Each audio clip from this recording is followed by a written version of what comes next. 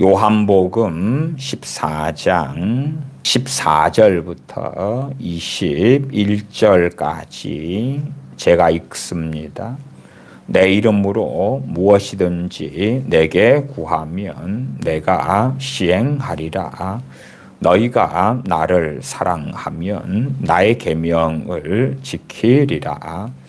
내가 아버지께 구하겠으니 그가 또 다른 보혜사를 너희에게 주사 영원토록 너희와 함께 있게 하시리니 저는 진리의 영이라. 세상은 능히 저를 받지 못하나니 이는 저를 보지도 못하고 알지도 못함이라. 그러나 너희는 저를 아나니 저는 너희와 함께 거하심이요 또 너희 속에 계시겠음이라. 내가 너희를 고아와 같이 버려두지 아니하고 너희에게로 오리라. 조금 있으면 세상은 다시 나를 보지 못할 터이로되 너희는 나를 보리니 이는 내가 살았고 너희도 살겠음이라. 그날에는 내가 아버지 안에 너희가 내 안에 내가 너희 안에 있는 것을 너희가 알리라. 나의 계명을 가지고 지키는 자라야 나를 사랑하는 자니 나를 사랑하는 자는 내 아버지께 사랑을 받을 것이요 나도 그를 사랑하여 그에게 나를 나타내리라. 아멘. 우리 주님 믿는 사람들에게 가장 복된 소식은 성령님께서 오셨다라는 소식입니다. 불신자들, 멸망당하는 자들에게 가장 기쁜 소식은 구주 예수 그리스도께서 이 땅에 오셔서 죄인들을 위하여 그 생명을 내어주셨다라는 것입니다. 주님께서 왜 죽으셨는가 또한 의롭게 하시기 위하여 다시 살아나신 주님에 대한 증거는 불신자들에게 가장 영광스럽고 기쁜 소식이 됩니다. 그러나 우리 주님을 믿는 사람들이 이제 진리의 길을 걷고 전능하신 하나님을 영화롭게 하는 길을 걷기 위하여 반드시 필요한 것은 성령님의 임하심이었습니다. 성령님의 도우심 없이는 우리가 하나님의 말씀을 제대로 깨달을 수도 없고 할 수도 없고 세상 사람들과 같은 발버둥 치는 그러한 삶을 살 수밖에 없습니다. 구약 시대에는 몇몇 사람들에게만 특별히 성령님의 부어주심이 있었다는 것을 우리는 발견합니다. 그러나 신약시대 오순절 이후에는 모든 믿는 사람들에게 성령님의 부어주심이 있게 되었습니다. 그러나 진실로 성령님의 부어주심, 성령 충만, 성령 세례를 받는 믿는 사람들이 유감스럽게도 많지 아니한 것이 사실이고 나아가서 성령 충만을 받았다 할지라도 그 성령 충만을 오랫동안 유지하는 사람들이 드물다 하는 것입니다. 실상은 주기적으로 우리가 자동차를 운전하는 사람이라면 기름 주유할 수밖에 없지요. 그런 것처럼 우리가 세상 속에 살고 죄악 속에 살고 어리석음 속에 살기 때문에 성령 충만을 받았다 할지라도 그 충만하신 은혜 속에 살기보다도 어리석어지며 성령님을 근심케 하며 죄악 가운데 자주 들어가고야 맙니다. 그렇기 때문에 때때로 다시금 성령 충만을 받아야 되죠. 그것을 영적 갱신이다. 그렇게도 말합니다. 그래서 주기적으로 성령 충만을 받아 가는 삶을 그리스도인이 살아갈 때에 그는 깨어있다. 그는 주님과 동행한다. 그렇게도 말할 수가 있겠습니다. 성령 충만을 받는 법 네 번째 시간이 되어집니다. 요한복음 14장 14절부터 21절까지 본문을 읽었습니다. 이 요한복음 14장에는 성령님을 보내어 주시는 말씀이 나와 있습니다. 14장 18절에 내가 너희를 고아와 같이 버려두지 아니하고 너희에게로 오리라. 고아와 같이 고아처럼 너희를 버려두지 않겠다. 저는 초등학교 때에 선친께서 배에서 어부로 지내셨는데 배 사고로 돌아가셨습니다. 과거에는 그런 가정들이 많지는 않았습니다. 지금이야 이제 이혼한 가정도 많고 여러 가지 다사다난했지만 과거에는 그렇게 소위 결손 가정, 한부모 가정은 드물었던 때가 됩니다. 그렇기 때문에 홀어머니 밑에서 또한 어릴 때에 아버지를 여위고 가난 가운데 산다는 것은 참 많은 불행과 서글픔과 상처와 아픔을 가지게 되었습니다. 그러나 주님을 믿은 다음에 성령님의 부어주심이 있은 다음에는 저는 명확하게 내가 너희를 고아와 같이 버려두지 아니하고 너희에게로 오리라. 성령님께서 임하시면서 전능하신 아버지께서 내 아버지가 되시는구나. 육신의 아버지보다 더 친밀하고 가까운 아버지이시는 것을 누리고 살게 되었습니다. 그래서 아버지가 없는 서러움이 사라졌고 그로 인한 마음의 상처들이 사라졌고 없어지게 되었습니다. 육신의 부모, 육신의 아버지보다 더 친근한 가까운 하나님 아버지를 성령님을 통하여 누리고 알게 되었기 때문에 그렇습니다. 아마 제가 주님만 믿고 영접한 상태에서 성령 충만을 받지 않았다면 여전히 세상 사람과 많은 차이가 없이 살았을 것입니다. 세상 사람과 똑같이 성령님의 역사하심 없음에 같이 상처받고 같이 서러워하고 가난 가운데 같이 절망하고 같이 탄식하고 같이 염려하고 같이 불안해하고 같이 낙심하고 살았을 것입니다. 그러나 진실로 성령님에 대한 주님의 말씀이 진리였고 사실이었습니다. 16절로 먼저 가십시다. 내가 아버지께 구하겠으니 그가 또 다른 보혜사를 너희에게 주사. 그래서 명확하게 보혜사 성령님을 보내시는 분이 첫째 아버지가 맞습니다. 주님께서 하신 말씀이 16절에 그가 아버지께서 보혜사를 너희에게 주사. 너희에게 주사. 아버지께서 보혜사 성령님을 보내시는 분이 맞습니다. 또한 그럼에도 주님께서 아버지께 구하고 보혜사 성령님을 주님께서 우리에게 보내시기 때문에 주님께서 불과 성령님으로 우리에게 세례해 주시는 분이 맞습니다. 하나님의 말씀을 무시하는 가운데 어떤 어리석은 사람들은 다이렉트로 성령님 임하세요. 성령님 충만하게 임하세요. 임재하세요. 과거에 돌아가신 조영기 목사님처럼 아침에 일어나서 안녕하세요 성령님, 베니힌처럼 조영기 목사님처럼 그렇게. 그러나 성령님께서는 자기 영광이 아니라 아버지 영광과 아들의 영광을 돌리시는 분이시고 그리스도의 영으로 아버지 영으로 행하시는 분이시다는 것은 너무나 명확히 압니다. 성령님께서 자신의 영광을 취하셨다면 16절에 이렇게 되어져 있지 않을 거예요. 주님께서 이렇게 말씀도 안 하시겠지요.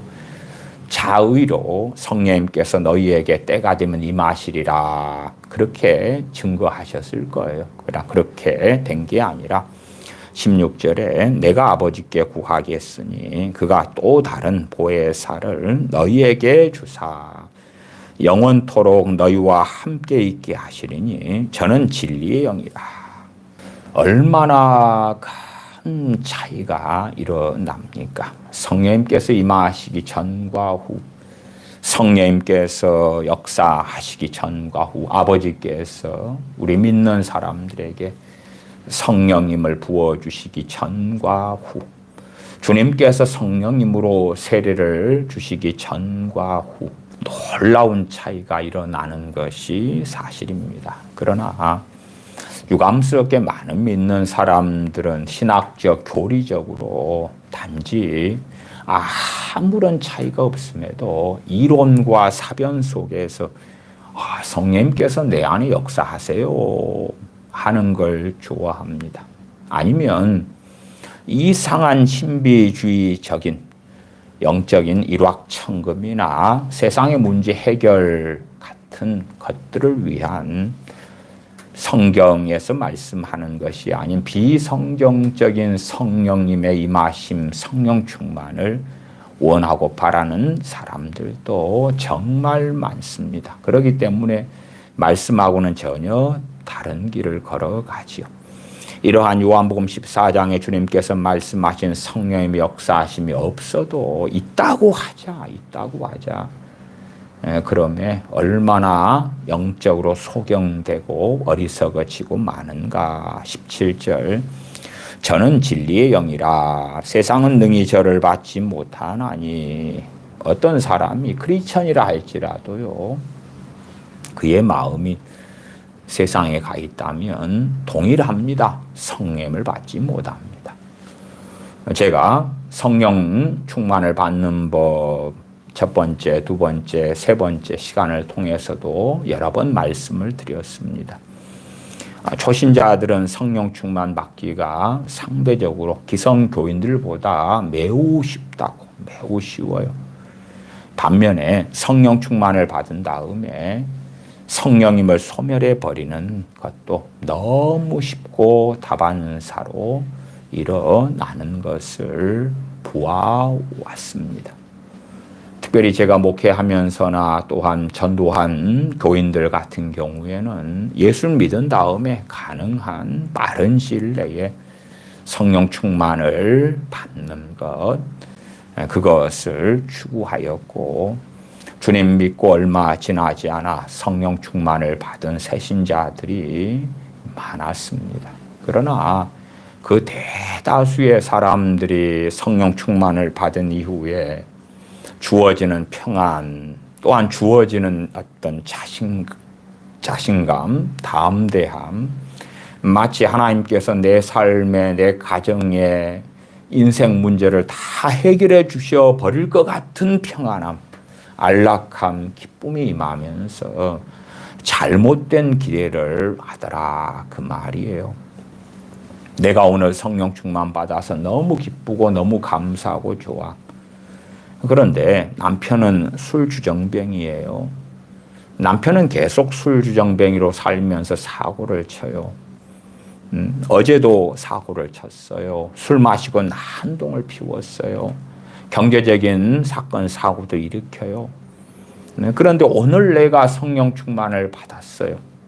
그러니까 저녁에 귀가하는 남편이 술 마시고 들어오지 않아야 되고 술주정뱅이에서 더 이상 그런 일을 벌이지 않아야 되고 남편이 저녁에 들어올 때 되면 온순하게 되어지고 알코올도 끊어야 되고 돈 문제 사고 안 쳐야 되는 기대감을 가지는 거예요. 내 자식이 사건 사고를 많이 일으켜요. 그래서 지난주에도 사건 사고를 일으켰어요. 내가 오늘 성령 충만을 받았어요. 그러니까 오늘 이후에는 내 자식들이 사건 사고를 일으킨다고 할지라도 확연히 줄어들어야 되고 많이 바뀌어야 되고 변화돼야 되고 더군다나 성령 충만 받은 다음에 내 자녀를 하나님 바꿔주세요. 남편을 바꿔주세요. 경제 문제, 빚 문제, 돈 문제 해결해 주세요. 그러면 금방 해결해 주셔야 될 것 같은, 주실 것 같은 그러한 마음과 기대감을 가지는 거예요. 그래서 오늘 남편이 술 마시고 퇴근하기 전까지는 좋았어요. 은혜롭고 감사하고 즐겁고 평안하고 오늘 성령 충만을 오전에 받아서 얼마나 감사하고 얼마나 좋은가. 그러다가 남편이 어제 술 마시고 와서 난동을 부리는 것 같은 일이 다시 저녁에 일어나는 거예요. 저녁에. 그러니까 왜 이리 좋은가, 왜 이리 평안한 거 기쁜가 하다가 아니 도대체 이게 무슨 일이야. 나는 오전에 성령 충만 받아서 이 성령 충만에 대하여 잘 모르지만 갑자기 너무 좋고 평안하고 기쁘고 즐겁고 인생의 소망이 보이는 것 같고 인생의 암담함이 거쳐가고 우울한 마음도 많이 사라져 버리고 그래서 야 앞으로 좋은 일만 있을 것 같아 했더니 어제 남편이 술 마시고 와서 사고 친 것 같은 일이 저녁에 다시 일어나는 거예요. 다시 일어나. 실망이 들어오는 거예요. 실망이. 아니 성령 충만 받아서 이 기쁘고 좋은 것이 이 문제를 해결을 안 해주네. 이 상상하지 못했던 하나님의 은혜가 임했으면 저 술주정뱅이 남편도 어떻게 좀 해주실 능력이 하나님이 있으실 것 같은데 잠깐 그냥 평안했다가 남편 때문에 마음이 뒤죽박죽이 되고 난리가 나고 그래서 이 정도 잠깐 기쁘고 평안한 것이 무슨 가치가 있는가. 정말 하나님이 살아계신 것을 내가 느끼겠는데 저 남편 같은 술주정뱅이의 문제, 돈 문제, 빚 문제도 해결해 주셔야지 되지 않겠는가. 또한 은근히 그러한 성령 충만을 받은 다음에 생활사에서 하나님께서 많은 문제를 해결해 주시는 것을 기대를 해요. 그것도 빠른 시일 내에. 네, 빚 문제가 있다 그러면 정상적으로 빚을 갚은다 할 때에 부지런히 10년을 돈을 모아서 갚아야 된다 그러면 1년 안에 2년 안에 갑자기 큰 돈이 생기고 들어오고 그런 일이 벌어져 가지고 금방 빚에서 해방되어지는 거예요. 그런 걸 기대하는데 생활을 살다 보니까 바뀌는 게 하나도 없거든요. 하나도 없어. 직장에 나갔을 때 나를 힘들게 하는 직원들이 있다. 그 사람들은 여전히 그런 거예요. 하나도 안 바뀌어. 하나도 안 바뀌어. 그러니까 기대감이 클수록 절망도 크고 좌절도 크고 낙심도 크게 되어지죠. 그러한 각자마다 다양한 상황 속에서 성령 충만을 금방 잃어버리더라고요. 어떤 사람은 3일, 어떤 사람은 일주일, 어떤 사람은 2주일, 어떤 사람은 한 달. 한 석 달 정도 약해지더라도 유지는 좀 내리막이지만 했다 그러면 아이고 저분은 좀 잘했네. 그럴 정도로 정말 신속하게 그 은혜를 까먹어버리고 마는 거예요. 그러나 제가 지난 시간에도 모세의 두 번째 십계명 돌판에 대한 이야기를 통해서 한번 성령 충만을 받는 것은 상대적으로 쉬워도 두 번째 받는 것은 상대적으로 아주 어렵다. 그런 말씀을 드리기도 했어요. 우리가 누가복음 11장 13절에 너희가 악할지라도 좋은 것을 자식에게 줄 알거든 하물며 너희 천부께서 구하는 자에게 성령님을 주시지 않겠느냐. 좋은 것을 자식에게 악한 부모도 줄 안다. 하물며 너희 천부께서 구하는 자에게 성령님을 주지 않겠느냐. 물론 우리가 물질 만능주의에 빠지고 현실의 문제 속에 빠지면 그런 것들을 하나님께서 해결해 주시고 도와주시는 것이 좋은 것 혹은 가장 좋은 것으로 와닿을 수 있겠죠. 건강 때문에 큰 고통을 받는다 그러면은 내 건강 문제를 해결해 주시는 것이 가장 좋은 것이 될 수 있겠지만 하나님 편에서는 좋은 것, 가장 좋은 것이 무엇이냐 할 때에 성령님을 보내주십니다. 그래서 하나님과 우리 생각의 차이가 많이 크고야 말지요. 이제 처음 성령 충만을 받는 것에 대한 이야기는 꽤 반복적으로 말씀을 드렸고요. 두 번째 이제 기성신자 믿는 사람으로서 과거에 성령 충만을 받았다가 까먹은 다음에 1년이 지났거나 3년이 지났거나 5년이 지났거나 등등등 하는 사람들이 성령 충만을 받는 것에 대한 이야기를 중심으로 말씀을 드리고자 합니다. 이 요한복음 14장을 받은 이들은 주님의 사도들입니다. 그래서 어떠한 말씀은 우리에게 직접적으로 적용이 쉽게 되기도 하지만 어떠한 말씀들은 쉽게 적용하는 것이 간단하지는 않다는 것도 이해를 꼭 하셔야 됩니다. 문맥적으로 살펴야 되는 부분들도 존재합니다. 자, 그러면 14절 위로부터 올라가 보십시다. 내 이름으로 무엇이든지 내게 구하면 내가 시행하리라. 주님의 사도들은 주님과 동거동락했습니다. 인자는 머리 둘 곳도 없다고 하셨고 가난하게 사셨고 공생의 세월 동안도 그렇고 또한 공생의 시간을 보내기 전에도 주님께서는 가난하게 힘들게 살아오셨습니다. 사도들 제자들과 함께하는 시간 동안에도 주님께서는 금은보화를 구하지도 않았고 좋은 집을 구하지도 않았습니다. 나아가서는 주님의 사도들 제자들은 주님이 무엇을 원하시는지, 주님의 뜻이 무엇인지, 아버지 하나님의 뜻이 무엇인지를 제대로 배웠습니다. 그렇기 때문에 주님께서 내 이름으로 무엇이든지 내게 구하면 내가 시행하리라 할 때에 무엇을 구하는 것이 주님의 기쁨이 되고 아버지 하나님의 기쁨과 영광이 되는 줄을 명확하게 알았다. 제가 요한복음 14장 13절이나 14절을 가지고도 여러 차례 기도에 대한 설교를 드리면서도 설명해 드렸습니다. 어리석은 사람들은 이러한 몇 구절을 끄집어낸 다음에 욕정적으로 욕심적으로 스스로 자기를 속이면서 사용하기를 좋아합니다만은 기본적으로 이 약속은 주님의 사도들이 받은 것입니다. 그리고 그들은 이미 전제가 주님과 동거동락하면서 가룟 유다를 빼놓고는 주님의 바른 말씀을 듣고 청종하고 배우고 알고 그래서 주님께서 무엇을 바라시는지 전능하신 아버지 하나님의 말씀을 잘 가르침 받은 제자들이 되었습니다.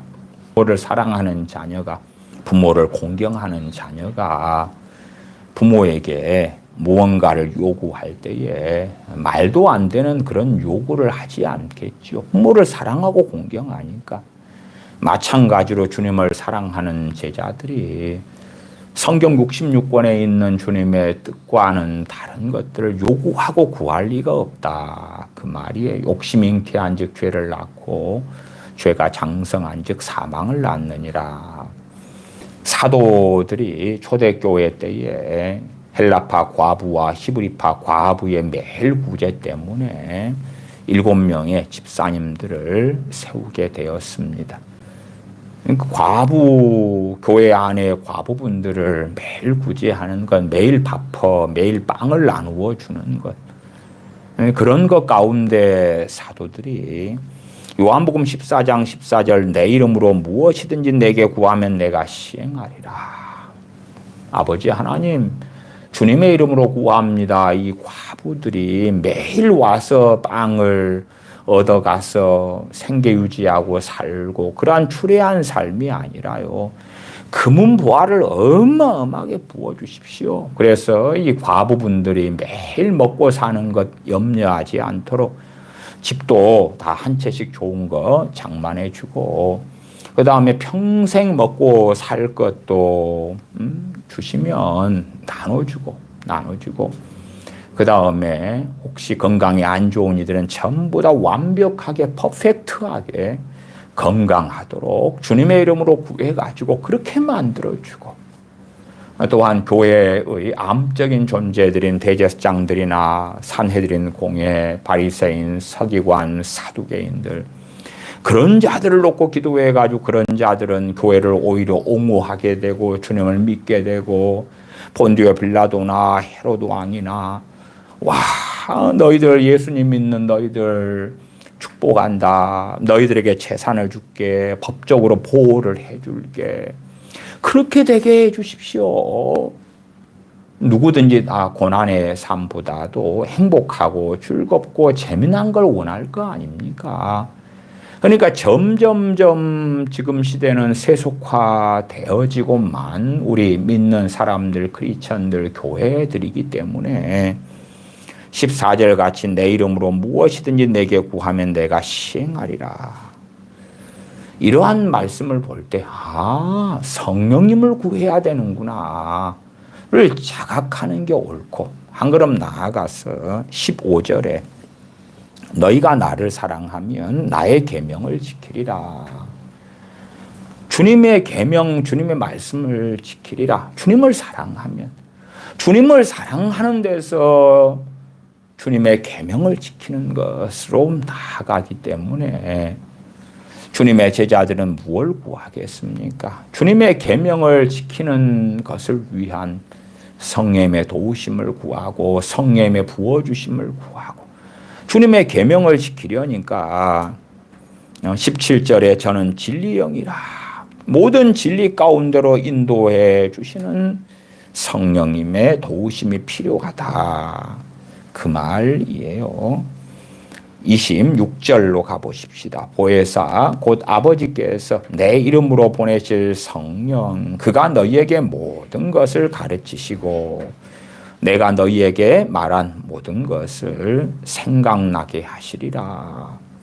주님께서 말씀하시는 게 사업에서 성공하는 법, 또한 음악계에서 미술계에서 잘 나가는 법, 대인관계를 잘 가지는 법, 혹은 부부 생활을 잘 하는 법, 자녀를 어떻게 아름답게 멋지게 위대하게 교육하는 법, 음식을 너무 맛있고 잘 하는 법, 국가를 경영을 잘 하는 법, 뭐 그런 것들을 가르치셨는가? 그렇지 아니하고 하나님의 뜻, 하나님의 말씀을 가르치셨다. 그것을 생각나게 하시리라. 26절 같은 경우도 우리가 주님의 공생애 때 있었던 게 아니잖아요. 그러니까 26절의 명확한 대상은 주님께서 직접 가르치신 주님의 제자들, 주님의 사도들인 거예요.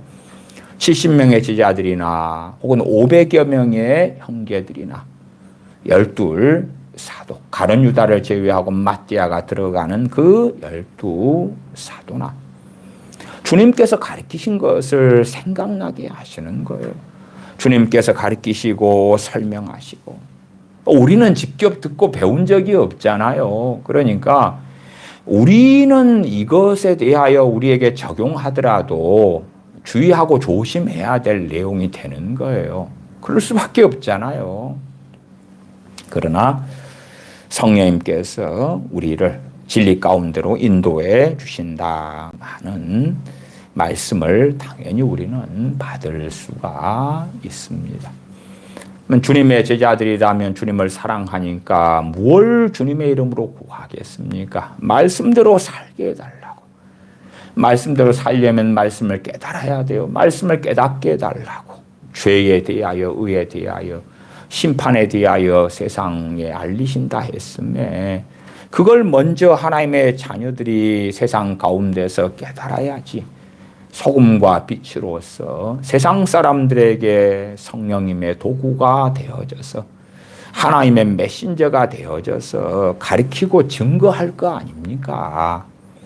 자기도 모르는 걸 어떻게 전파합니까? 명확하게 또한 성령님께서 죄에 대하여 의에 대하여 심판에 대하여 세상에 알리시리라 했지만은 요한복음 14장 17절에는 세상은 능히 저를 성령님을 받지 못한다 그랬잖아요. 그래서 성령님께 직접적으로 세상 사람들이 역사하셔가지고 죄나 의나 심판에 대해 알리신다는 것이 아니라는 것을 알 수가 있지요. 우리 믿는 사람들에게 너가 이렇게 잘못 살고 있다. 회개해라.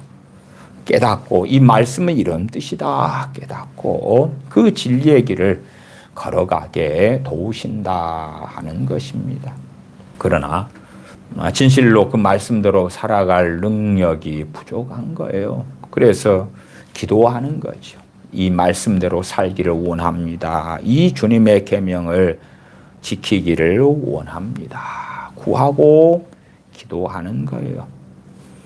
기성 신자들, 특별히 주님의 사도들 같은 이러한 주님을 일찍 믿고 주님과 동행했던 사도들, 이러할지라도 영적으로 침체되고 어리석어지면 그들의 마음 안에 주님을 사랑하는 것이 식을 수도 있는 거예요. 사도들이라 해서 철인이 되는 게 아니고 퍼펙트맨이 되는 게 아니니까 사도 중에 사도인 바울 사도 같은 경우는 하나님께서 그에게 육체의 가시, 사단의 사자를 허락하셨던 거예요. 너무 자고하지 않게 하시려고. 사도 바울 같으니라도 자만하고 어리석어지고 교만하고 자기 지혜를 의지하는 길로 나아갈 문제들이 일어났기 때문에 육체의 가시, 사단의 사자를 허락해 주시는 것처럼 그러하다 그 말이에요. 그래서 진실로 주님을 사랑하는 사람들이 무엇을 원하고 무엇을 갈망하고 무엇을 구할 수밖에 없는가. 주님을 사랑하는 사람들이 성령 충만을 상대적으로 쉽게 받지요. 예수님을 영접한 사람들이라 해도요, 주님을 영접했는데, 주님을 믿게 되었는데, 그러나 많은 경우에 비상식적인 일들을 발견하게 되어져요. 비상식적인 일이라는 것은 뭐냐 하면 주님을 믿었는데 주님을 사랑하지 않는 거예요. 주님을 믿었는데 주님을 사랑하지 않는 거예요. 주님을 믿었는데 세상을 사랑하는 거예요. 과거에 오병이어 캠프 같은 청소년 캠프가 유행했을 때에 교회 중고등부 아이들을 그런 캠프에 보냈어요. 그 캠프에 가서 애들이 복음을 듣고 주님을 영접하고 울어요. 울어. 그런 것을 이제 교회학교 교사가 되어져서 가서 목격하고 교역자도 함께 따라가서 그걸 봐요. 야, 우리 교회 아이들 저렇게 울고 예수님 영접하고 너무 기쁘고 감사하다. 교회학교 교사로서 학부모들도 좀 따라가고 그랬어요. 기대감이 있단 말이에요. 기대감이. 함께 따라간 목사님 이야기해줘요. 아, 집사님 딸이 집사님 아들이 예수님의 복음 듣고 눈물 흘리고 울고 막 그럽디다. 그러면 부모 입장에서 이제 야, 내 자녀가 변화돼가지고 오겠구나. 너무 감사하고 기쁘다. 그랬는데 오병이어의 캠프가 끝나고 집에 돌아왔는데 하나도 바뀐 게 없는 거야. 하나도 바뀐 게 없어. 다시 아이돌 콘서트에 간다 그러고 자신한테 좀 신발 메이크업 안 사준다고 속상하게 만들고 게으르고 나태하고 공부하지 않고 똑같은 거예요. 이상하네. 분명히 오병이어 캠프에서 눈물도 흘리고 울고 그랬다던데. 그래서 바뀔 걸 기대했는데 하나도 안 바뀌었네. 주님을 믿었지만 주님을 사랑하지 않는 사람들. 희한하죠. 이 안에. 그건 사실은 불가능에 가까운 일인데 그 불가능에 가까운 일들이 다 다반사로 벌어져요. 다반사로. 그러나 최소한 초신자가 성령 충만을 잘 받는 사람은 어떤 사람들이냐 할 때에 주님을 영접한 다음에 주님을 사랑하는 사람들. 예수님께서 나를 위하여 내 죄를 담당하셔서 내 죄값을 대신 지불해 주셔서 나를 구원하셨음에 주님을 사랑할 수밖에 없는 거예요. 찬양할 수밖에 없는 거예요. 노래할 수밖에 없는 거예요. 하나님이 세상을 이처럼 사랑하사 독생자를 주셨으니 전능하신 하나님께서 세상을 사랑하셔서 그 독자 대신 주님의 생명도 아끼지 않고 내어주셨다. 그러면 주님을 믿은 사람들이 전능하신 하나님 아버지를 사랑할 수밖에 없는 거예요. 그러나 희한하게도 주님을 사랑하지 않는 거예요. 내 빚이 1억이 있는데 누가 대신 내 빚을 1억을 갚아줬어요. 갚아줬어.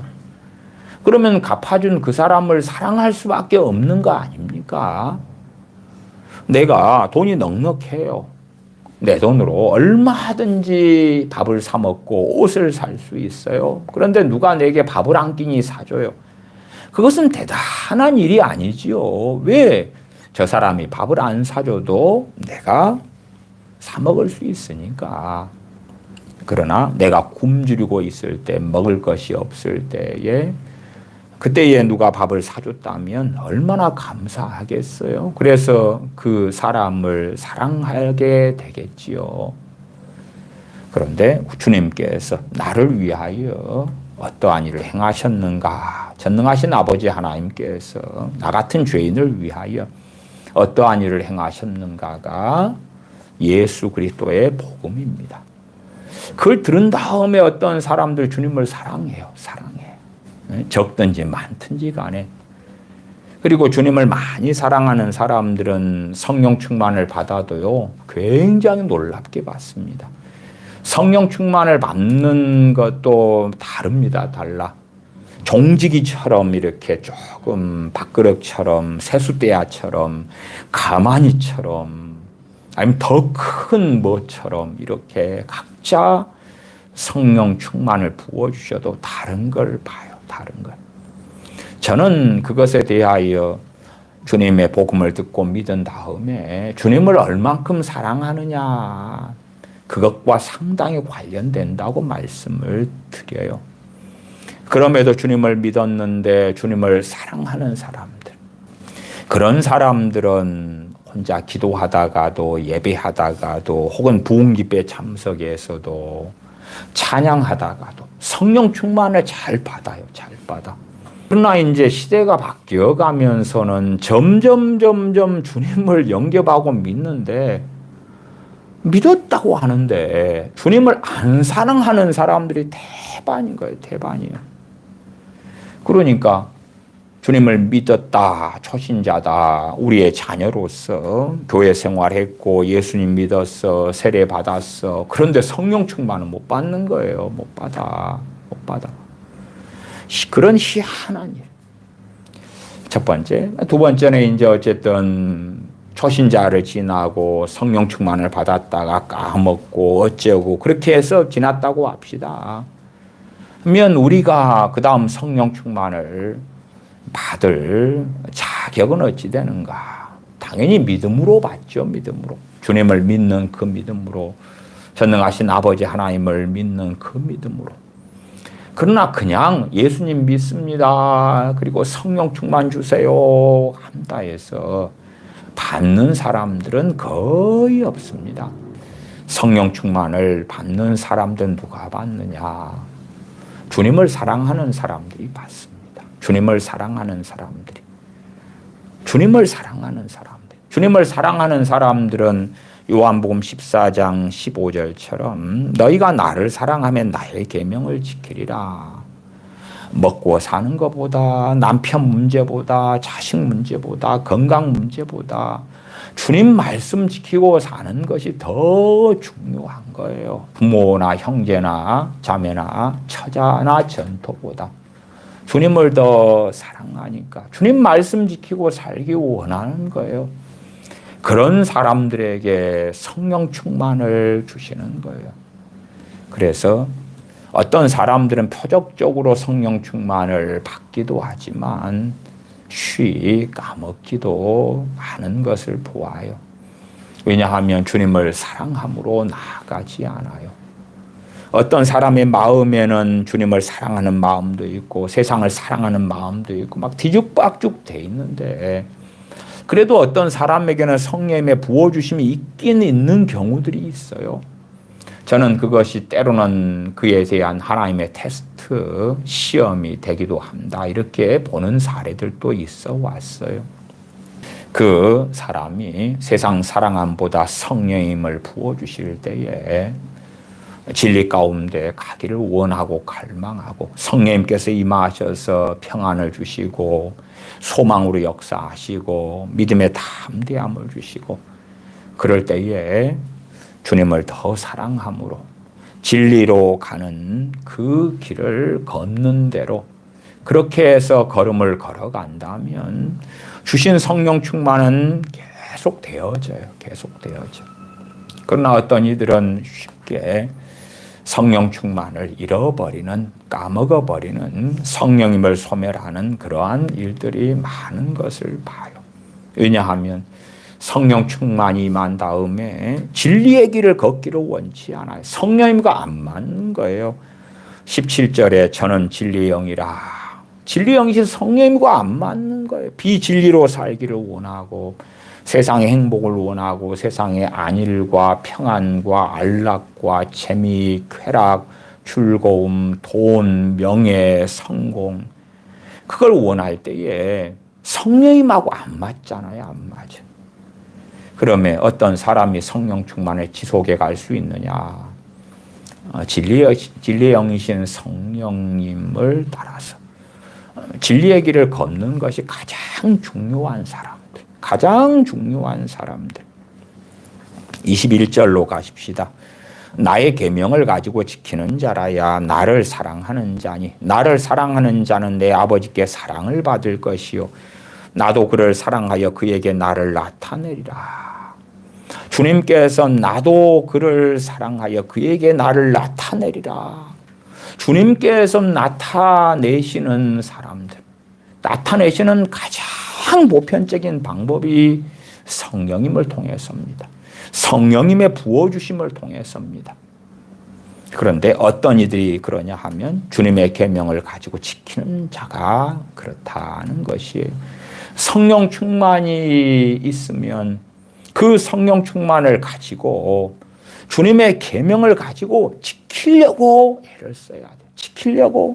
지키기 위하여 기도하고 지키기 위하여 하나님을 기쁘시게 하기 위하여 예배하고 찬양하고 섬기고 그런 사람들에게 성령 충만이 지속되어져 가고 혹은 그렇게 살지 못하는 자신 때문에 애통하고 탄식하는 사람 그러면서 엎드리는 사람들에게 성령 충만을 부어주시는 거예요. 그래서 성령 충만에 대하여 상당히 요한복음 14장의 맥락을 통해서는 많은 것을 발견할 수가 있습니다. 16절로 다시 가십시다. 내가 아버지께 구하겠으니 그가 또 다른 보혜사를 너희에게 주사 영원토록 너희와 함께 있게 하시리니.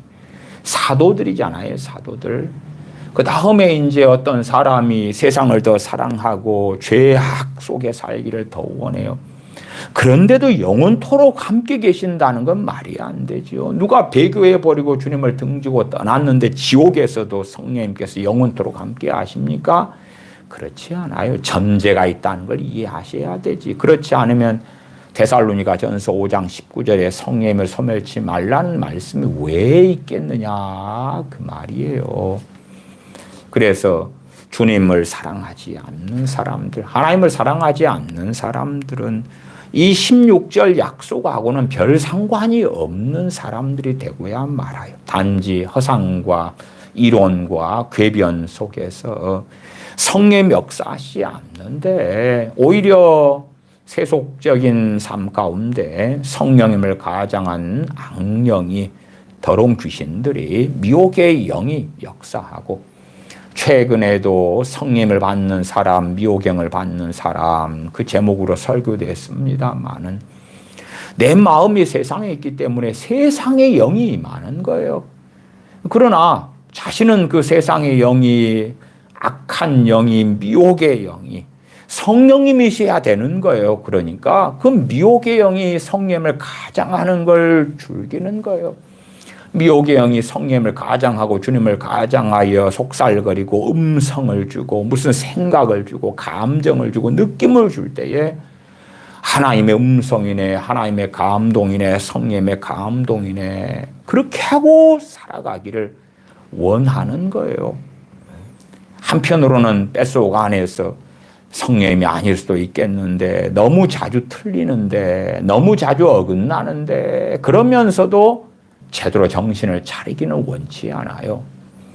왜 내게 이야기한 그 존재가 성령님이 돼야 되는 거예요. 자기는 그래야지 자신은 하나님과 동행하고 신령한 사람이 되고 계시를 받는 사람이 되고 뭐 그런 사람이 되니까.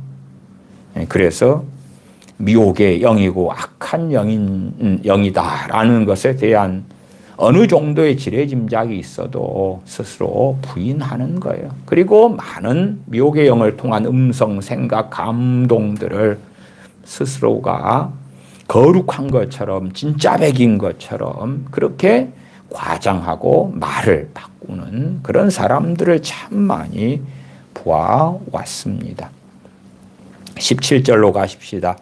저는 진리의 영이라 세상은 능히 저를 받지 못하나니 이는 저를 보지도 못하고 알지도 못함이라. 그러나 너희는 저를 아나니 저는 너희와 함께 거하시며 또 너희 속에 계시겠습니다. 너희 속에 계시겠습니다.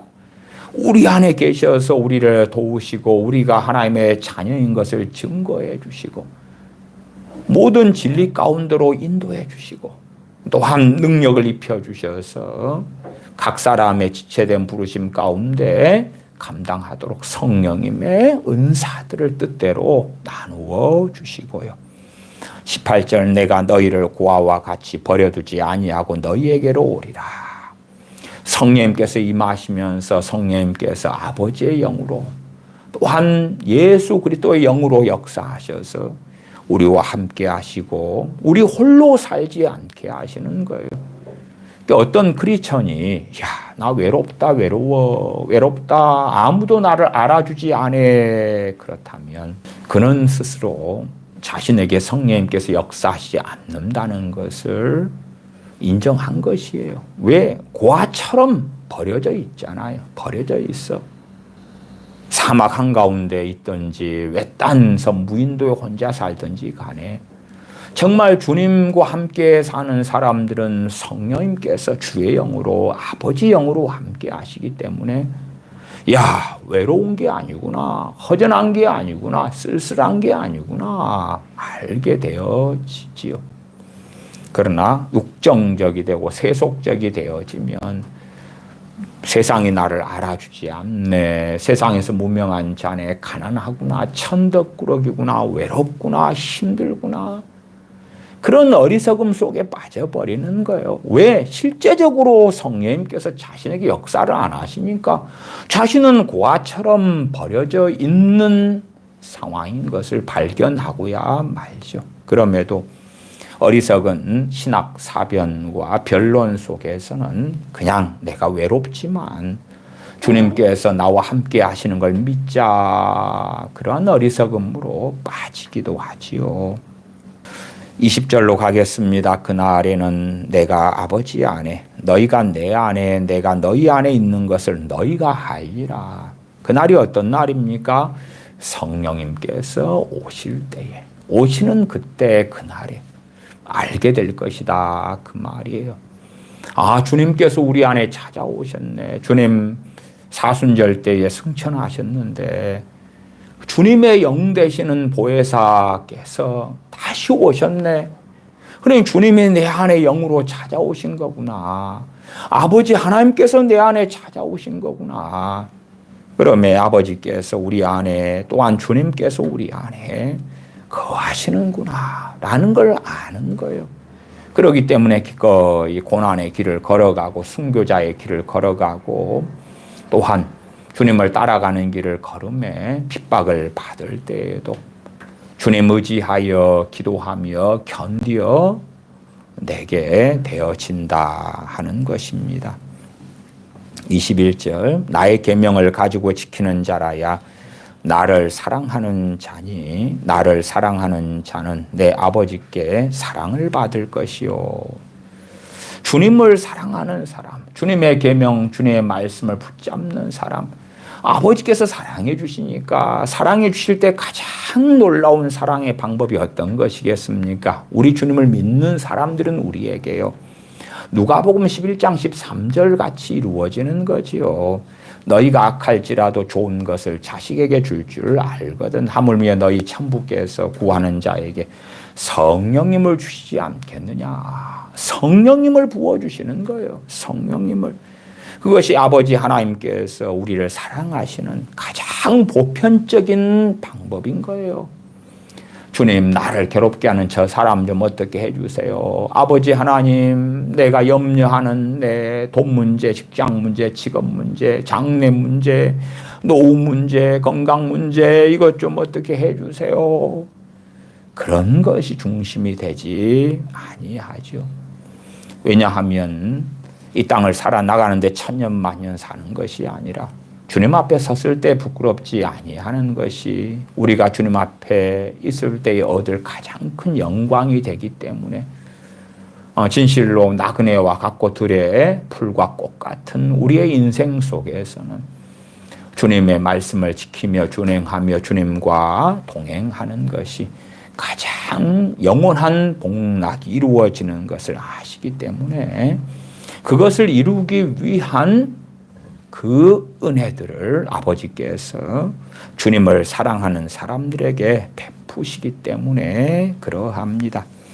나를 사랑하는 자는 내 아버지께 사랑을 받을 것이요 나도 그를 사랑하여 그에게 나를 나타내리라. 이 보편적인 방법이 성령님을 통하여 이루어진다. 성령에 대한 말씀이 그 뒤로도 나와 있는 것을 압니다. 이제 좀 더 구체적으로 성령 충만을 받는 방법들을 좀 보십시다. 예제적으로 몇 가지만 설명하고 부족하면 다음 시간에도 말씀을 드립니다. 데살로니가전서 5장으로 가십시다. 데살로니가전서 5장 14절부터 보십시다. 또 형제들아 너희를 권면하노니 규모 없는 자들을 권계하며 마음이 약한 자들을 안위하고 힘이 없는 자들을 붙들어주며 모든 사람을 대하여 오래 참으라. 삼가 누가 누구에게든지 악으로 악을 갚지 말게 하고 오직 피차 대하든지 모든 사람을 대하든지 항상 선을 조치라. 이러한 데살로니가전서 5장의 말씀을 지키려고 하면 당연히 우리는 연약하고 이게 쉽게 가능하지 않은 것을 보아요. 더군다나 이러한 규모 없는 자들 권계하며 개정 개혁판으로 한다면 규모 없는 자들은 게으른 자들이에요. 게으른 자들 권계한다는 것은 훈계한다는 것입니다. 게으른 사람을 훈계해요. 게으른 사람이 잘 받아들여요? 안 받아들여요? 안 받아들여요. 나아가서 성령의 역사하심으로 훈계를 해도 잘 안 받아들이는데 육적으로 한다면 더 문제가 생기겠지요. 또한 게으른 사람도 마찬가지예요. 게으름은 오래된 삶의 패턴이고 정체성이 되어져 버린 경우가 대다수기 때문에 자기의 힘으로는 그 게으름을 벗어나려고 해도 벗어나지 못하는 거예요. 그러니까 그 당사자도 이러면 안 되겠구나. 그리고 하나님께 엎드리고 하나님의 은혜와 능력을 덧입어야지만이 이 규모 없는 자의 삶, 게으른 그러한 것에서 벗어나 갈 수가 있다. 물론 성령 충만 받는다 해서 성령 충만 받으니까 게으른 사람인데 부지런한 사람이 되고 전혀 그렇지 않습니다. 전혀 그렇지 않아요. 혈기가 많은 사람인데 성령 충만 받으니까 혈기가 없어져 버리고 안 그렇습니다. 안 그래요. 우울증에 깊이 사로잡혔는데 성령 충만 받으니까 우울증이 없어져 버리고, 안 그렇습니다. 안 그래요. 안 그래요. 하나님의 평안이 임하고 은혜가 임하니까 마치 우울증이 치료된 것처럼 하나님의 평안이 우울증을 눌러놓으니까 느껴질 수는 있다. 그 말이 있어요. 그리고 하나님의 은혜에 의하여 우울한 마음, 생각들을 회개하고 깨달으면서 하나님께 나아가면 이제 이 우울한 것들로 인해서 지은 많은 죄악들이 있잖아요. 그게 씻겨져 나가면서 하나님 은혜가 더 깊이 임하고 그러면서 우울증에서 자유케 되어지는 그 길을 신속하게 걸어갈 수는 있는 거예요. 어떠한 분이 우울증을 앓고 계셨는데 그분과 함께 기도하고 또한 말씀으로 돕고 할 때에 성령 충만을 그분이 받으셨어요. 그러니까 그분이 착각하시는 것이 있었어요. 왜냐하면 자신은 너무 기쁘고 즐거워요. 그래서 우울증이 다 고쳐진 것으로 생각을 한 거예요. 고쳐진 것으로. 그러나 성령 충만이 사라지니까 그대로거든. 그대로거든. 얼마나 힘들어. 그전에는 우울증으로 고생하는 인생을 20년, 30년을 살아왔단 말이에요. 우울증이 다 해결된 것처럼 보이니까. 우울증을 앓지 않았던 분들, 앓지 않은 분들은 우울증의 고통을 이해를 못 하십니다. 성령 충만을 잃어버리니까 우울증이 그대로 나타나니까 하나님께 원망이 되는 거예요. 왜 줬다가 뺐냐고. 우울증을 치료했다고 왜 다시 이게 들어오냐고. 아니요. 성령 충만이 와도 우울증이 고쳐진 게 아니거든요. 그건 그분의 착각이고. 이게 제가 그런 분들에게도 우울증이 고쳐진 게 아닙니다. 이야기를 해도 자기가 지금 겪고 있는 것이 고쳐진 걸로 체험이 되니까 앞뒤 맥락의 이야기를 안 듣고 안 받아들이시는 거예요. 그런 분들이 여러 분 계셨거든요. 요즘에는 우울증이 많이 있는 시대이기 때문에 우울증을 앓던 분들이 성령 충만을 받으신 다음에 그 착각들을 하셔요. 주로 이제 우울증을 앓는 사람이 성령 충만을 받는 것은 어렵습니다만은 누가 쉽냐 그러면 이제 예수님 믿은 초신자가 쉬워요. 그래서 우울증을 10년, 20년, 30년 앓은 분들이 성령 충만을 받는 사례들은 가장 수월하게 일어났던 경우가 그들이 주님을 영접하고 믿은 다음에. 그러나 이제 기성신자로 꽤 살아와가지고 우울증 속에 있는 사람이 성령 충만은 그렇게 쉬이 받지는 못합니다. 그건 다른 것이기 때문에 그래요. 자, 일단은 기본적으로 14절 같이 이런 말씀을 지키고자 한다고 합시다. 마음이 약한 자들을 안위하고, 안위는 격려하는 것입니다. 힘이 없는 자들을 붙들어주며 모든 사람을 대하여 오래 참으라. 이게 사랑이 외부적으로 펼쳐져야 되는데 내가 힘들어 죽겠어. 내 인생의 건사도 못하겠어. 그런데 사랑을 밖으로 어떻게 펼칠 수 있냐 그거예요. 그러나 그럼에도 이러한 14절처럼 섬기고 사랑하는 삶을 살기를 원하는 거예요. 그 간절함 속에 이러한 길을 걷기 원하고 기도할 때에 어느 때에 그들에게 성령의 부어주심을 허락해 주시는 거예요. 15절 삼가 누가 누구에게든지 악으로 악을 갚지 말게 하고 오직 피차 대하든지 모든 사람을 대하든지 항상 선을 조치라. 누가 내게 악한 일을 했어요. 나는 그에 대한 보복을 하고 싶고 정당하게 그를 미워해도 되고 증오해도 된다고 생각하는 거예요.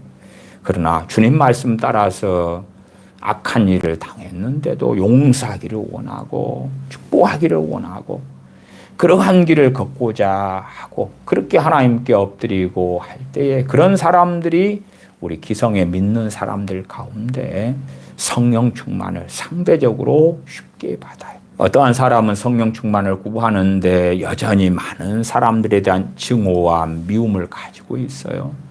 그런 사람들의 경우는 쉬이 성령 충만을 받지 못해요. 물론 증오나 미움을 다 정리해야지만이 받는다는 이야기는 아닙니다. 자기 안에 용서하는데 다시금 상처로 인한 그 아픔이 보글보글 끌어올라오고 그런 걸 발견하잖아요. 그러니까 용서하기를 원하고 또한 핍박하는 자를 위해 기도하기를 원하는 주님의 뜻을 행하기를 원하여 의지적으로라도 용서하는 길을 걸으면서 그 은혜를 구할 때에 성령 충만을 주신다 그 말이에요. 성령님의 역사하심과 도우심을 통하여 용서하는 길이 온전해져 가고 또한 악을 악으로 갚지 않는 그 길을 걸어갈 수 있더라 하는 것입니다. 5장 16절 항상 기뻐하라, 17절 쉬지 말고 기도하라, 18절 범사에 감사하라. 저는 특별히 데살로니가전서 5장 17절하고 18절에서요 성령 충만을 받은 일들이 있습니다. 17절에 쉬지 말고 기도하라. 쉬지 말고 기도하는 게 도대체 어떻게 가능할까? 물론 24시간 내내 쉬지 말고 기도하는 것은 이 말씀의 의도는 전혀 아닙니다. 우리 일상을 살아야 되고 잠도 자야 되잖아요. 그런데 쉬지 말고 기도하라. 그럼에도 어떻게 정말 최대한 많은 시간을 기도로 보낼 수 있을까? 직장 생활이나 또한 각자의 가정 생활이나 많은 일들이 있는데 저는 쉬지 말고 기도하는 말씀을 실천하려고 어떻게 이게 가능합니까? 그러나 내 가능한 대로 이걸 해야지요.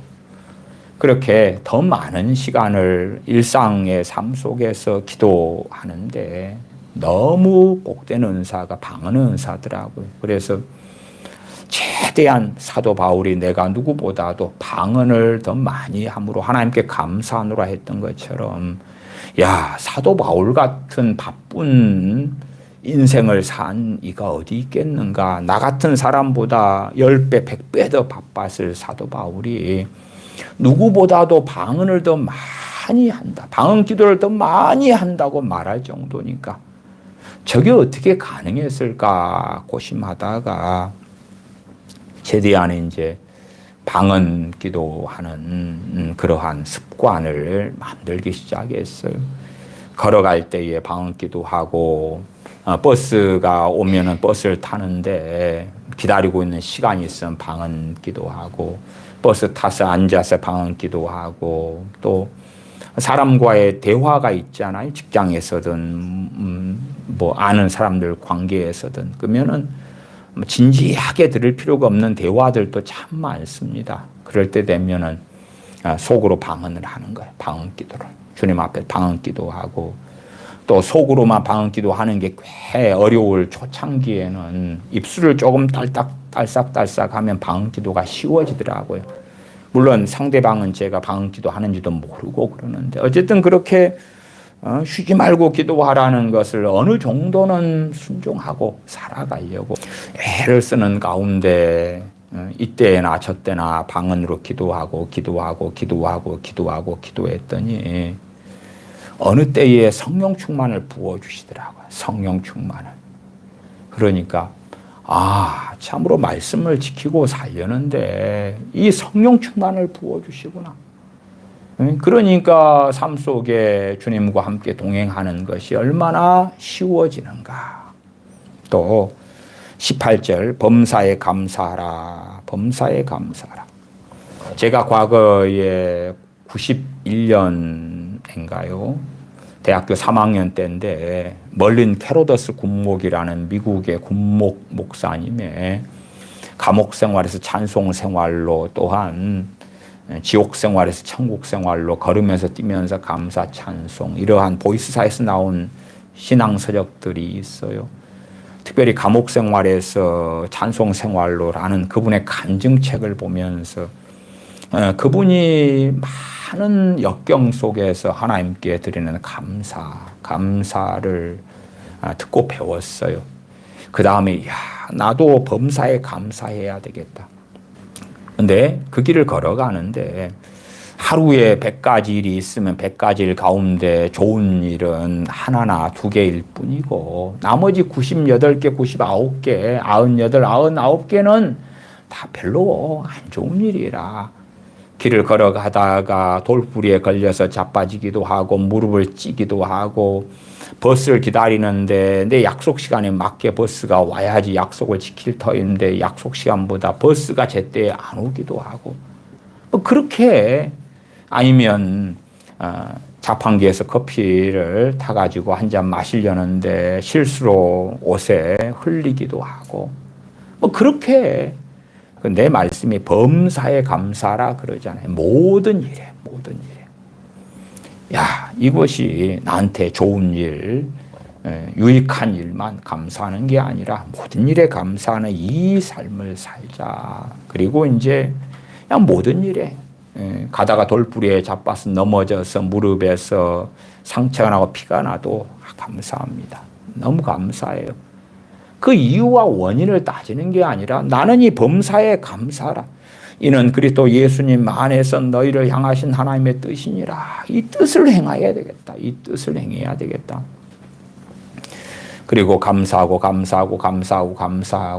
그러한 것을 얼마나 했는가 모르겠어요. 한 2, 3주일 했나? 그랬더니 갑자기 성령 충만이 길을 걷는데 임하는 거예요. 임해. 그 이후로도 이 성령 충만을 통하여 참 많은 놀라운 경험과 체험을 하기도 했습니다. 제가 87년 7월 31일 날 성령 충만을 받아가지고 한 1년 반 유지를 했다 그랬지요. 고3 때에 특별히 더 깊은 성령 충만을 3월부터 11월 어느 때까지 대입, 정기, 시험 떨어질 그때까지 했다 그랬어요. 그 다음에 이제 낙마하고 절망한 다음에 힘들어 하면 성령 충만을 다 까먹었다가 다시 이제 후기 시험 준비하고 그러면서 다시 기도하고 하나님께 나아가고 그래서 한 2달 뒤에 다시 성령 충만을 받았어요.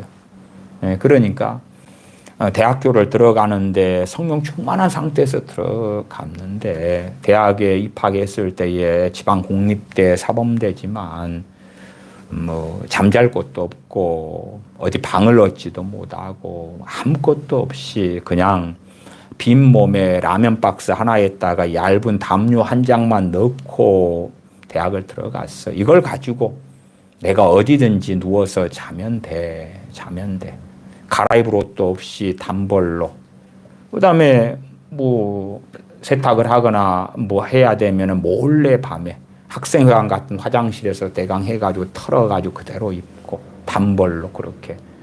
나 그것이 전혀 낙심되지도 않고 힘들지도 않고 장래에 대한 염려나 불안에 시달리지도 않고 라면 박스에 얇은 담요 하나 가지고 대학교에 가서 잠잘 곳도 없고 지낼 곳도 없고 특별히 먹고 살 그런 경제적인 형편도 안 되고 그러나 다행히 다시금 하나님께 엎드리고 기도하면서 성령 충만을 주셨기 때문에 성령 충만하니까 사실은 그 염려가 있어도 물리치기가 쉽고 이기기 쉽고 하나님께서 나와 함께 하시는 걸 경험하고 하니까 당당하게 대학을 들어간 거예요. 당당하게.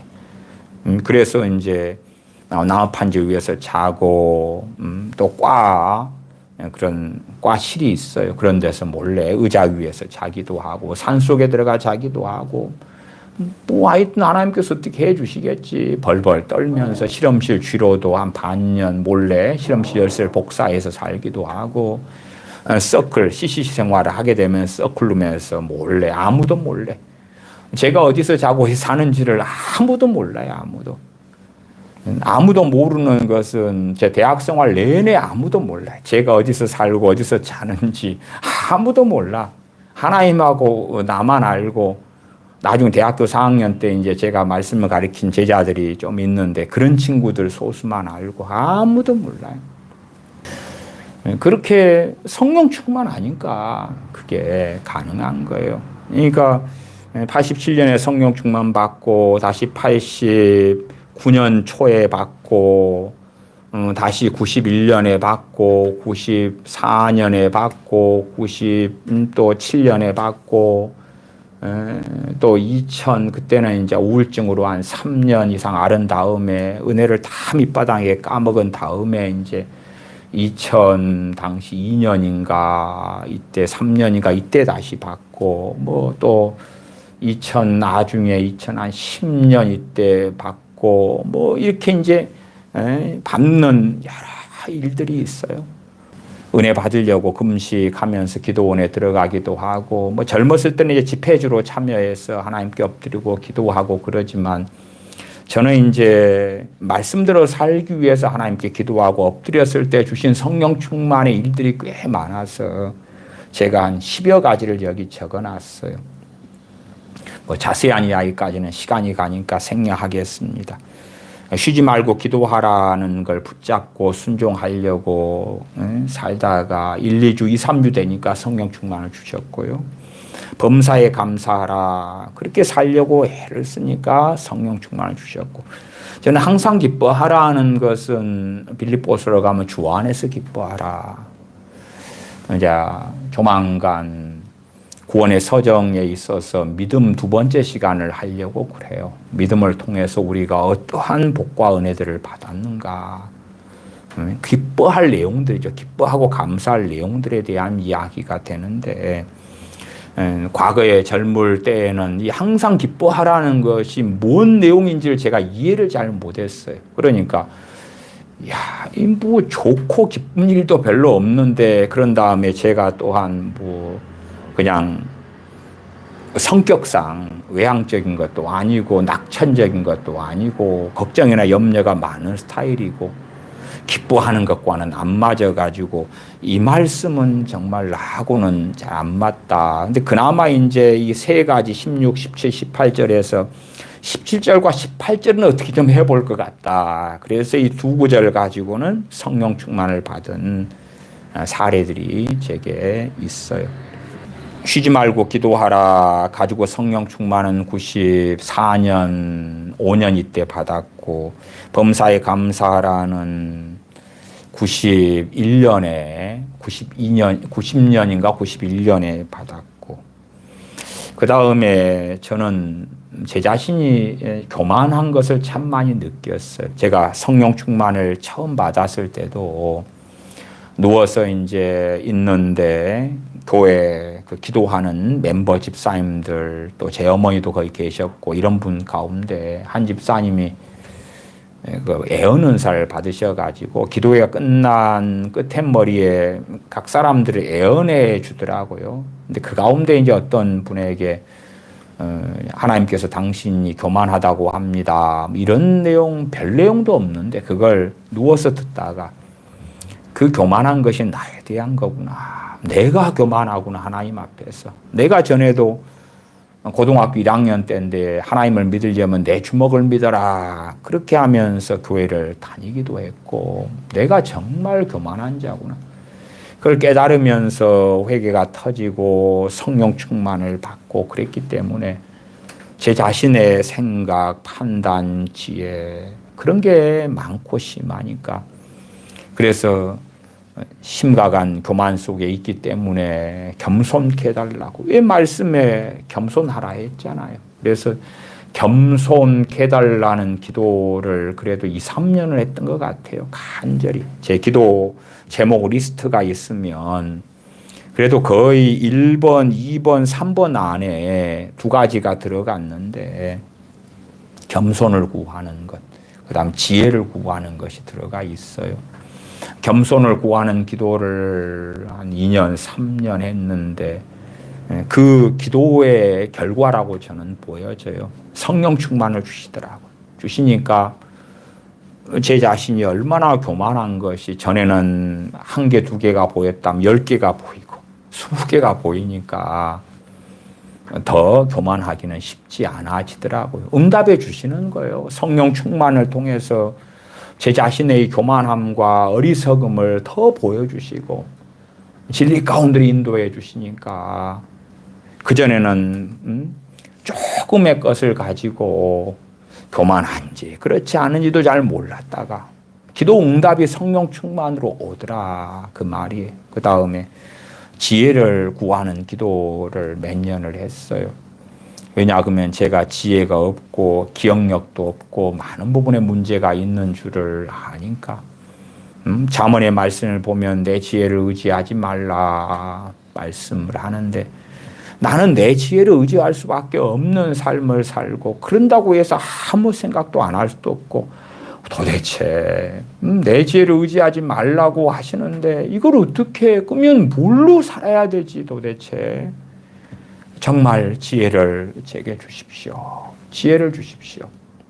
한 번 기도하면 30분 1시간씩 부르짖기도 하고 그런 기도를 얼마가 되었을까요? 한 1년이 넘었을까요? 2년이 됐을까요? 그때 성령 충만을 주시면서 제게 지혜의 말씀의 은사를 주시더라고요. 지혜의 말씀의 은사를.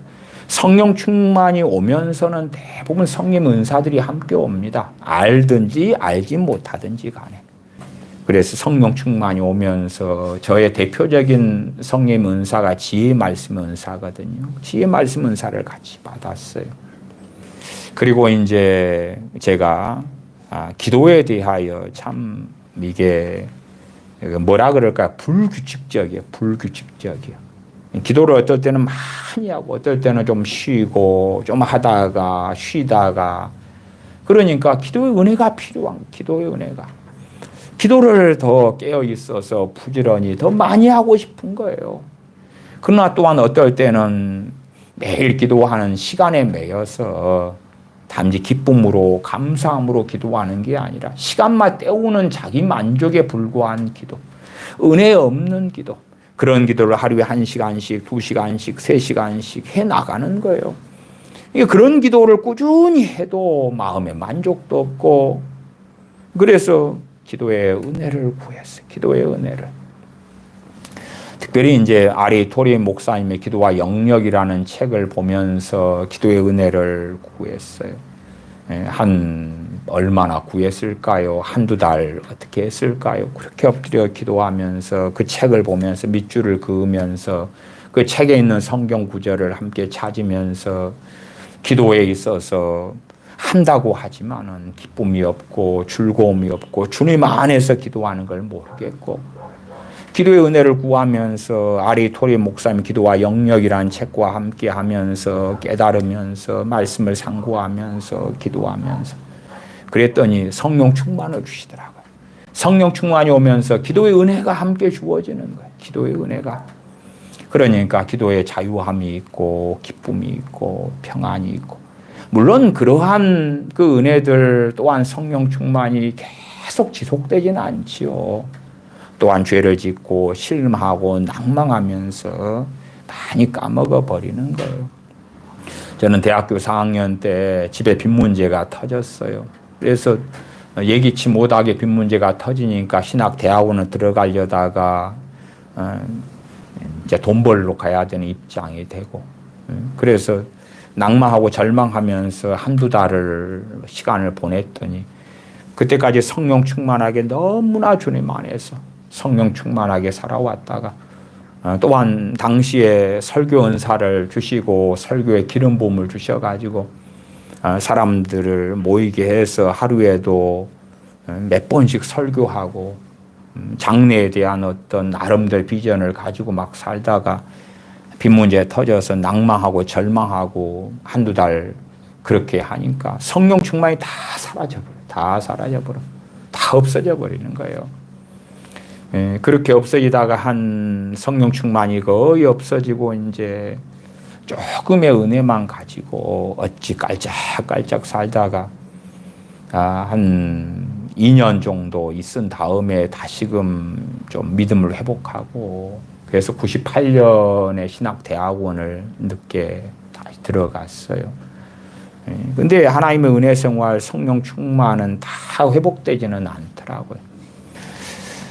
언제는 이제 2000년 때인데 우울증 속에 잡혀서 아예 목회하는 것도 포기하고 세상 사람과 비슷하게 되고 낭망하고 절망하는 가운데 도무지 이제 기도도 안 되고 하나님께 나아가는 것도 안 되고 믿음도 역사하지 않고 그런 상황 가운데 어느 교회에서 전도사로 있었는데 하나님께서 은혜를 주시는 것이 기도할 마음을 주시는 거예요.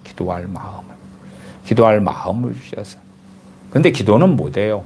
영적으로 너무 침체 속에 들어가고 우울증 속에 들어가서 못해요. 그래서 오전 오후에 교회 예배당에 아무도 없으니까 거기에 주저앉아서 무릎 꿇었다가 주저앉았다가 장의자 사이에 복도가 있잖아요. 그러면 오른손 왼손으로 장의자를 붙잡고, 왜냐하면 한 10초 되면은 그냥 잠이 오거든. 짓눌려요. 귀신한테, 마귀한테.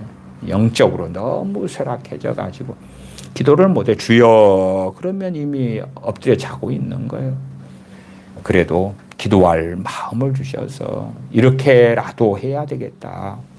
주여. 그리고 엎드리고 졸고 자고 양발로 앉았다가 무릎을 꿇었다가 엎드렸다가 3년 동안 우울증 속에 신앙이 다 그냥 황폐화되고 그런 삶 속에 있었기 때문에 그래도 하나님 은혜 속에서 또 엎드리고 하나님만이 답이다. 엎드려서 딱 한 달을 시간을 보냈어요. 한 달을 그렇게 엎드릴 수 있게 하신 것도 하나님의 큰 은혜지요. 큰 은혜예요. 한 달이 딱 되니까 그 흑암의 세력이 다 물러가더라고요.